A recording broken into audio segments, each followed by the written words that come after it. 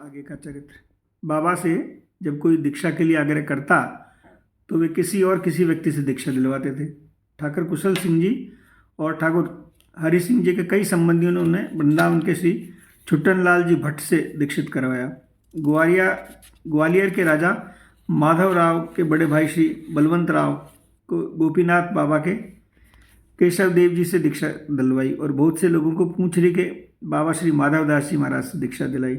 कई लोगों ने चालाकी से बाबा के मुख से मंत्र सुनकर उन्हें दीक्षा गुरु रूप में वर्ण करना चाहा, पर वे सफल न हुए। एक सन्यासी ने किसी मंत्र का उल्टा उच्चारण कर कहा, बाबा यह मंत्र ठीक है। उसने सोचा कि बाबा सीधा करके बोल देंगे तो उनका काम बन जाएगा, पर बाबा ने कहा, मंत्र उल्टा क्यों बोलते हो, और चुप रहे। श्री विष्णुदास बाबा ने पूछा, बाबा द्वादश मंत्र कौन सा है? बाबा ने कहा, अष्टादश मंत्र में से जो अमुक अमुक संख्या से अक्षर निकाल दो तो शेष रहता है उसे द्वादशाक्षर मंत्र कहते हैं। शाम कुटी में रहते समय एक बार मनोरंजन घटना घटी। गोवर्धन थाने के निकट ठाकुर कृष्ण चंद्र जी की कोठी थी। वे बाबा के प्रति बड़ी श्रद्धा रखते थे और उनका सत्संग किया करते थे। एक दिन उनकी पत्नी अपने परिवार की एक और महिला के साथ उनके दर्शन करने शाम कुटी गई। वहाँ उन्हें प्यास लगी। देखा बाबा की कुटिया में पानी का केवल एक पात्र है और जो भी रज का न जाने कब का पुराना करवा। यदि वे बाबा से कहें तो उनको उसी का पानी पिलाना होगा। वे प्यासे ही घर लौट आई। स्वामी जी जब उन्होंने ये बात कही तो उन्होंने कहा, बाबा के रज के करुए प्रति घृणा दृष्टि कर तुमने अच्छा नहीं किया, तुमने अपराध हो गया है। पत्नी ने बहुत पश्चाताप। उन्होंने अपने अपराध के प्रायश्चित की बात पूछी तो कृष्णचंद्र सिंह ने कहा, करुए से क्षमा मांगकर उसका जल पीने के लिए तुम्हारा अपराध का शमन हो सकता है। वे बाबा की कुटिया पर दूसरे दिन फिर गई। दूसरे दिन भी उसी महिला के साथ गई। करुए की तरफ देखकर मन ही मन क्षमा मांगी। फिर बोली, बाबा प्यास लगी। बाबा ने किसी सेवक को पानी पिलाने को कहा। जब वह करुए में पानी पिलाने लगा तो उसमें चमचमाते हुए चिन्मय स्वरूप के दर्शन प्राप्त कर आश्चर्यचकित रह गई। तत्काल उन्होंने अपने आप मन ही मन बाबा के चरणों को समर्पित करते हुए कहा, बाबा कछु भजन बताओ। बाबा ने कहा, का भजन बताऊं? कछु बताओ, तू कौन संप्रदाय की है? बल्लभ संप्रदाय की। तेरो संप्रदाय मऊ सबको एक मंत्र दियो जाए, सो कौन सो है? ठोकराइन ने साथ ही महिला को इंगित किया, उनसे कहा, श्री कृष्ण शरणम मम। जाइए मंत्र जपो कर। बाबा ने कहा। ठोकराइन घर गई और ठाकुर साहब को सारा अर्थ सुनाया और बोली, अब बताइए, बाबा ने भी वही मंत्र दिया जिसमें आपका नाम है, उसे कैसे जपूं? ठाकुर साहब बोले, बाबा से ही पूछ कर आओ। वह फिर बाबा के पास गई। बोली, बाबा तुमने मंत्र बताया है, बा में चंपा के चाचा को नाम है, बा को जब मैं कैसे कर सकूं? चंपा उसकी लड़की का नाम था। बाबा ने कहा, ना कर सके तो कृष्ण की जगह चंपा के चाचा कह लियो कर। चोखो बाबा, चंपा के चाचा शरणम मैं तुम्हें खूब जप लूंगी। बोली ठकुराइन ने प्रसन्न होकर कहा। ठाकुर साहब को इस बात का पता चला तो उन्हें गौरंगदास बाबा जी महाराज और प्रियाशरणदास बाबा जी महाराज से इस नए मंत्र की चर्चा की। सब मिलकर खूब हंसे, पर किसी ने ठकुराइन को से कुछ न कहा। उन्होंने सोचा कि सिद्ध बाबा का दिया मंत्र है, ठकुराइन श्रद्धापूर्वक इसका जप कर रही है, वे बीच में अड़ंगा डालने वाले कौन हुए? पंडित बाबा वैराग्य आदित्य था। ब्रजवासियों के घर से मधुकरी में प्राप्त रोटी के टुकड़ा उनका एकमात्र संबल थे। वे नित्य संध्या समय गोविंद जी के दर्शन करते और उसके पश्चात मधुकरी को चले जाते। किसी के निमंत्रण पर कहीं नहीं जाते। एक दिन मार्ग में एक ब्रजवासी मिला जिसके यहाँ मधुकरी को जाया करते थे। उसने कहा, बाबा मधुकरी को आइयो। बाबा ने कहा, हाँ आऊँगो मैं उसके यहाँ। वे उसके यहाँ गए, पर उस दिन नहीं, क्योंकि उसने निमंत्रण देकर बुलाया था।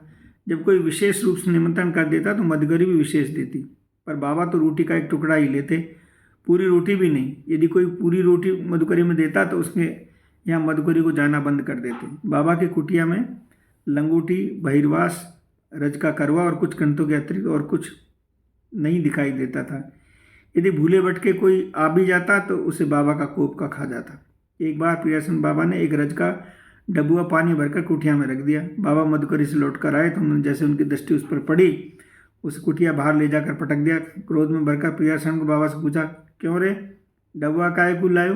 बाबा गर्मी पड़ रही है, आप बार बार जल मांगो, जा मारे जल भर के रख दियो। जा मारे कि तुझे बार बार कुआं पर जाना पड़े, जा मारे रहन दे, अब तो जल नहीं मांगूंगो। मूर्ख जाने ना डबुआ बालकन को जल पीवे को ताई निमंत्रण देवे, देखे भजन में विघ्न करेगो। एक बार बाबा ने किसी बीमारी के कारण मकर ध्वज लेने की आवश्यकता पड़ी। उसके सेवक बाबा श्याम सुंदर दास जी मकरध्वज घोट कर दिया करते। बाबा यदि मालूम जाता कि उसके स्वास्थ्य के लिए एक वैष्णव को इतना परिश्रम करना पड़ता है तब वे मकरध्वज लेना स्वीकार न करते। इसलिए वे खरल और लूडी छिपा कर रखते और घोटने का काम भी तब करते जब बाबा सोच कर चले जाते। किसी प्रकार लूडी टूट गई। उन्होंने ठाकुर कुशल सिंह जी से कहा, एक छोटी लूडी ले आने को। दूसरे दिन बाबा ने देखा ठाकुर कुशल सिंह श्याम सुंदर दास बाबा को कागज में लिपटी कोई चीज़ दे रहे हैं। उनके चले जाने पर उन्होंने श्याम सुंदर से पूछा, कुशल सिंह कहाँ दे गए हो?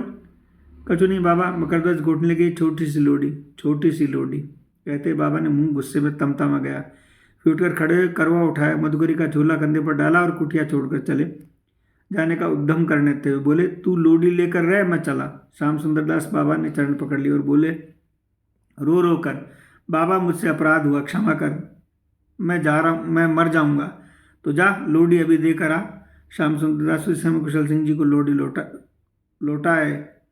उनका गुस्सा शांत हुआ। बीमारी की अवस्था में बाबा को 60 फूड लेने को कहा। 60 फूड बीमारी के लिए बहुत हल्का पथ है जो बंगाल में मिलता है। मुंगेर के राजा श्री रघुनंदन सिंह बाबा के पास आया करते थे। किसी ने उनसे कहा कि बाबा को 60 फूड बताया गया, पर वे उसे लेना नहीं चाहते। आप मंगवा दें तो शायद ले लें।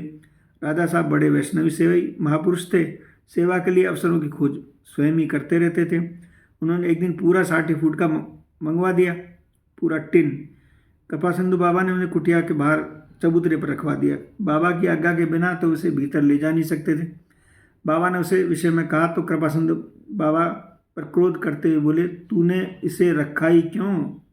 उसी समय वापस क्यों नहीं कर दिया? कृपा सिंधु बाबा ने उसी समय उसे वापस भिजवा दिया।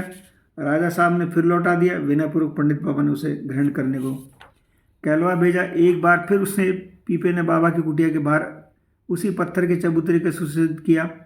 न जाने कब तक वह पड़ा पड़ा बाबा की कृपा की प्रतीक्षा करता रहा, पर बाबा ने उसे भूक्षेप भी न किया। बाबा ब्रजवासियों को छोड़कर अन्य किसी द्वारा लाई हुई वस्तु ठाकुर सेवा के लिए कभी अंगीकार न करते। एक बार एक सिंधी भक्त ने ठाकुर की सेवा के लिए एक चंदन की लकड़ी लाकर सामने रखी। बाबा ने कहा, यह तो हमारे पास है, इसे किसी और को देना। जब उसने आग्रह किया तो बोले, भाई तुम समझते नहीं हो, ये हमारी परिपाटी नहीं है। एकादशी के एक दिन और उनके आश्रम में जो भी रहते सब निर्जला व्रत करते। द्वादशी के दिन किसी ब्रजवासी के यहाँ से प्रसाद आ जाता, वही सब लोग ग्रहण करते। एक बार द्वादशी के दिन उपरांत 3 बजे तक प्रसाद कहीं से आया नहीं। उसी समय 4 आदमी आए बिहारी जी की भोग की एक पीपा रबड़ी और बहुत सी पूरी कचौड़ी लेकर। कृपा सिंधु बाबा से बोला, यह घरगुलाल जी ने भेजा है। भूख के मारे मुरझाए जा रहे बाबा लोगों में जान आ गई।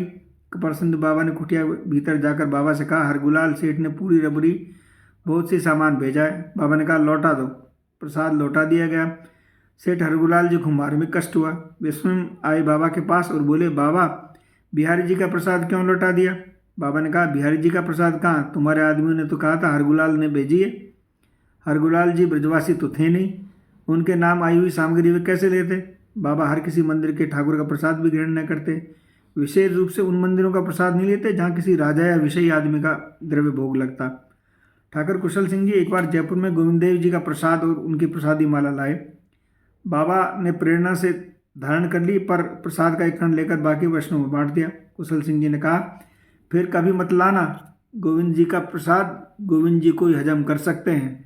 जय जय श्री राधे निताई गौर हरि बोल। चैनल को सब्सक्राइब करें, लाइक करें और शेयर करें।